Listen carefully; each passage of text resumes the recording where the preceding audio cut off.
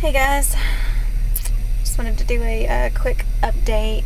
Coming to you live from the local hospital. I just wanted to tell you a little bit about my day thus far, and tell you how I got to this point I am right now. So I got up this morning and went to work 6:30.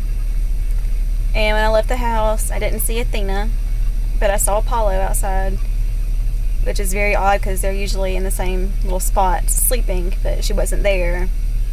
So it was kind of odd. About 10 o'clock, I talked to my grandmother, who had went out to feed the dogs for me and didn't see Athena. And I don't know if you know this or not, but Athena is, she may have had them now, but she was pregnant, or is pregnant. I don't know where she's at still. It's 8 o'clock at night. So Athena has gone missing, and we think that she's gone off and had her puppies somewhere. So that started my day off, just wonderfully, missing dog. Awesome. So, let's see, I get home and go look for her. I can't find her anywhere. And I figured if she's had the puppies somewhere, then she'll be back around to get food, soon. And we could probably try and follow her when she comes back home. So, in the meantime, I was going to go get a few more things out of storage. Some things that, we could get pretty easily. And, my mom was going to come help. Well, we were sitting outside waiting on Mom to come home, and I feel like I skipped a lot here. My mom lives with me and my grandparents right now. She's going through a divorce, and my stepdad has kept her car because it's in his name and he's making payments on it, and because my mom has a issue with alcohol, and then he doesn't want her, to drive it and have a wreck and, hurt someone and then try and sue him. So he's retained it until the divorce, is final.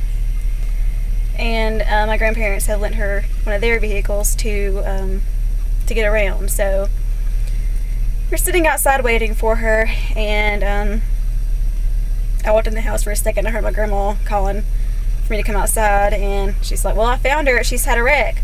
And I ran out and I said, "How do you know?"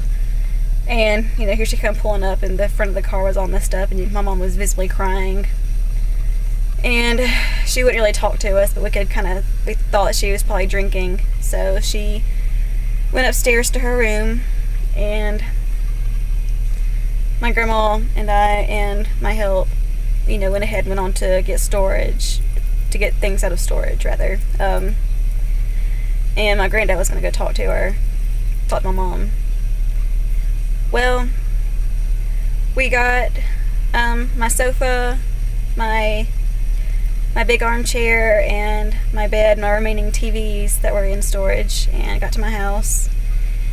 And my grandma left, so I was at my house trying to, rearrange some things and move some things and get things kind of settled, and she called me saying that my mom was unresponsive and that she was basically passed out on the kitchen table and they couldn't get her to do anything. And my mom, obviously suffers from a problem with alcohol, and she also suffers from bad depression and bipolar disorder. And she's recently quit taking her medicine for some reason, and she's been having, really bad mood swings, and we've been trying to convince her to go back on her medicine, and she doesn't seem to want to do it, so maybe I can't make her take it. So, of course, jumped in my car and took off. And, the whole way there, I'm just, not really, upset. I'm just kind of numb, I guess, and just kind of freaking out. And trying to, channel in some good energy, because I do some energy healing work. And I was thinking, I'm going to be at the ambulance there, so I've got to do something to kind of get her, a little bit responsive.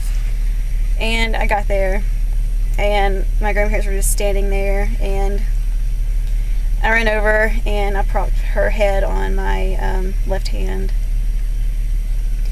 and started trying to like feel her energy and get it moving and put in some positive energy around her and get her a little bit responsive, because her skin was still warm, but if she was breathing, I could barely tell it.